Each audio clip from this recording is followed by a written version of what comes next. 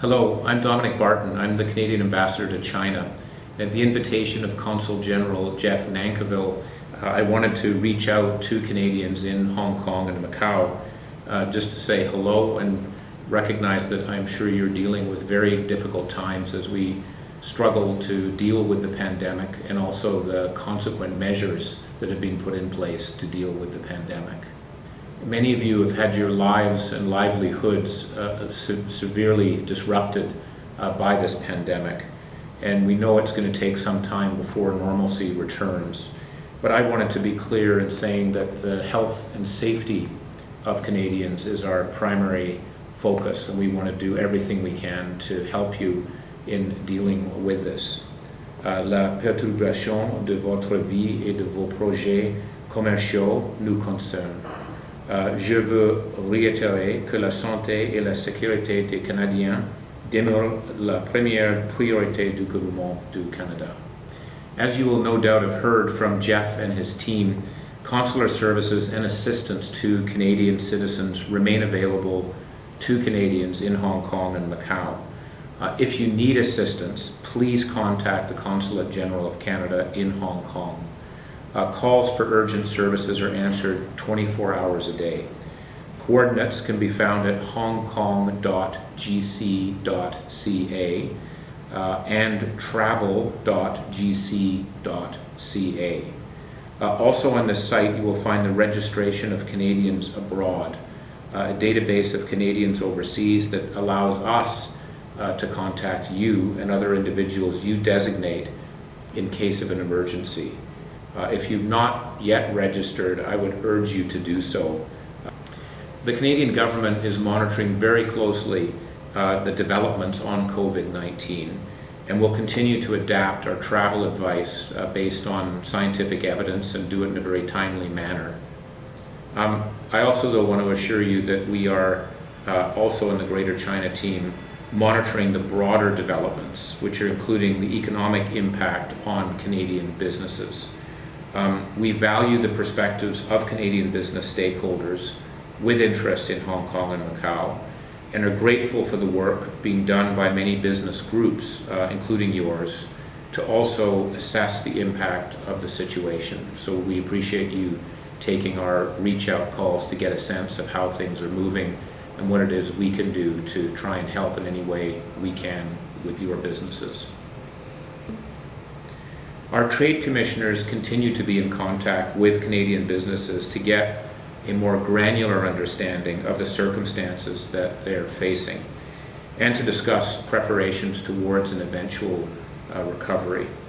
If your organization is facing urgent issues and requires our assistance, please do get in touch and we will do our best to be of service to you.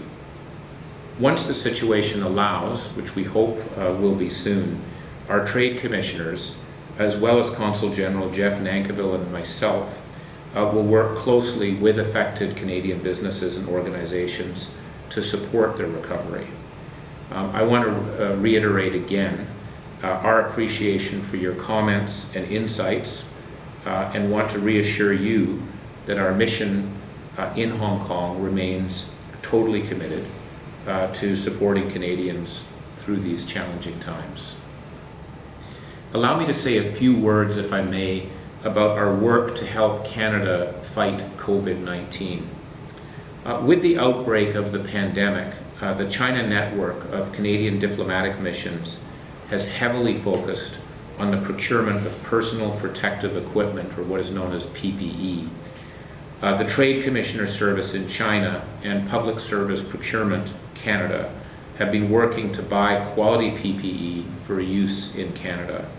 We've also been supporting the efforts of provinces and private organizations to meet their needs. Looking at the overall PPE supply for Canada from abroad, it's important to realize the scale of the exercise. Global orders for PPE, including those orders that are coming from China, placed by the Canadian federal government are huge in volume.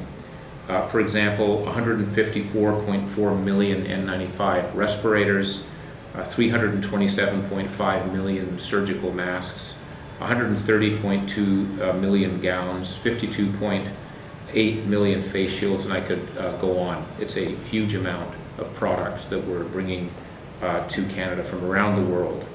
And China, of course, is a critical source of that. According to some estimates, it accounts for about 70% of global supply.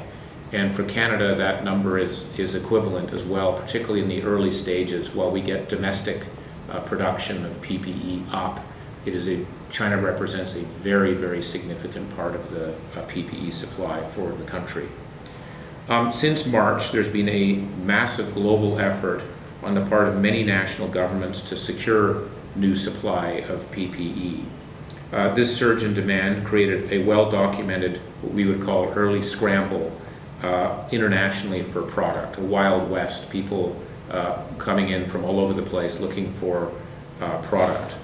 We're now past that initial surge, and we're in a new phase where the procurement systems are now actually running, and we can build toward the objective of having a more resilient system to ensure, again, that we are getting timely, high-quality PPE supply for Canadians, the frontline medical workers, but also Canadians in general. More specifically, as of May 6th, the Government of Canada has completed 24 cargo flights. Basically, there's at least one flight going every day. There'll be more than one flight going every day as we look ahead over the next 6 weeks, as we have more and more of the PPE coming on stream going to Canada. Provincial governments have also completed at least 16 cargo flights and also have multiple flights booked going forward. And again, we're working very hard to ensure that we have high quality, reliable supply of PPE for Canada. In closing, I want to thank all of you who've reached out and offered support to Canada. We deeply appreciate it, and we need your help too. We're all going to get through this together. Thank you very much. Merci beaucoup.